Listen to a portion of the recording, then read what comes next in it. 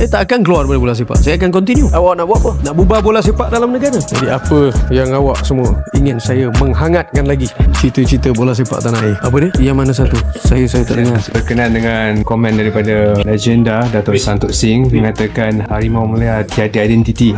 Ramai pemain masalih.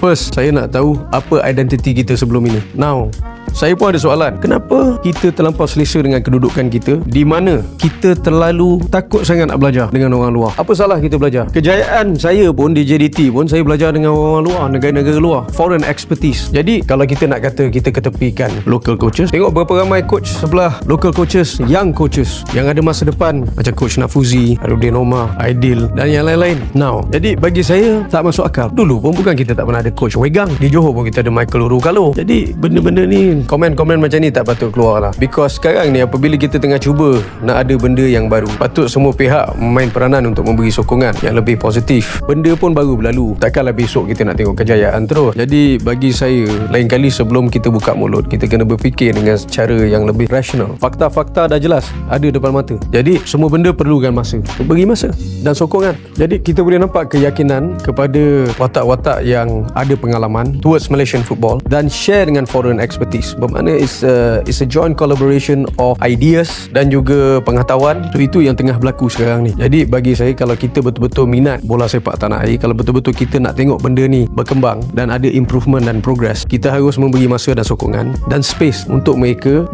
menjalankan tugas-tugas mereka. Look, kalau kita nak berkembang, kita boleh tengok negara-negara jiran kita pun telah mengambil langkah-langkah yang sama. Now, kita nak cari bukan saja, tak semestinya diorang punya origin ataupun daripada mana mereka ada, katakanlah warna kulit mereka. In the end of the day, yang penting adalah mereka boleh memberi sepenuhnya dedikasi and performance towards the national team, contribute kepada national team. Itu yang lebih penting. Jadi bagi saya kalau tanya saya sendirilah, my personal view, saya tak kisah dia datang daripada mana, apa kulit dia, asalkan dia ada darah, ada kaitan dengan Malaysia dan dia memberi sepenuhnya kepada pasukan kebangsaan. Itu bagi pandangan saya. Saya rasa kalau kita boleh tengok for the last 2 bulan ataupun sebulan lebih, memang jelas ada gerakan-gerakan yang tak nak tengok benda ni berjaya. The main target ni saya. Jadi untuk attack saya directly tak boleh. Pihak-pihak tertentu terpaksa attack JDT, terpaksa attack Liga, terpaksa main narrative dan sentimen pasukan kebangsaan. Sebenarnya saya. Now, saya gonna be very open. Saya akan teruskan dan continue membuat apa saya buat. Kalau katakanlah ada pihak tak puas hati dengan Liga, soalan saya benda yang sangat pelik. Macam mana anda tidak boleh menguruskan wang dengan betul, tidak menjaga kebajikan orang-orang yang bekerja dalam kelab, pemain, staff dan seterusnya, tetapi awak salahkan badan induk atau awak salahkan JDT? Benda ni tak masuk akal. Tetapi apa yang lebih tak masuk akal berkenaan dengan isu ni, macam mana penyokong-penyokong boleh terima cerita dongeng ni, sedangkan fakta tu dah jelas depan mata. Yang tidak menguruskan wang dengan betul adalah pasukan-pasukan tertentu. Macam mana dia boleh jadi salah kepada pihak yang lain? So itu satu berkenaan dengan Liga. Dan nak cakap Liga tak meriah, now setiap negeri ada pemimpin-pemimpin, ada watak-watak yang penting yang boleh memberi contribution ataupun plan, perancangan macam mana nak mengatasi ataupun macam mana nak improve pasukan dan kelab masing-masing. Apa mereka buat selama ni? Saya akan sentiasa bekerja, saya akan sentiasa teruskan apa yang saya buat adalah untuk improve JDT dan lebih fokuskan kepada progress. So di sini kita kena ada solution, because solution dia, saya akan ada di sini. Saya akan continue dengan JDT, saya akan continue support apa yang saya boleh support dengan pasukan kebangsaan. Awak nak buat apa? Nak bubar bola sepak dalam negara? Tanya diri sendiri, what do you want? Apa yang sebenarnya awak nak? Awak nak saya keluar daripada bola sepak? Saya tak akan keluar daripada bola sepak. Saya akan continue. So bagi saya, might as well you take full advantage of me daripada kononnya nak kalau Tengku kata tak ada dalam bola sepak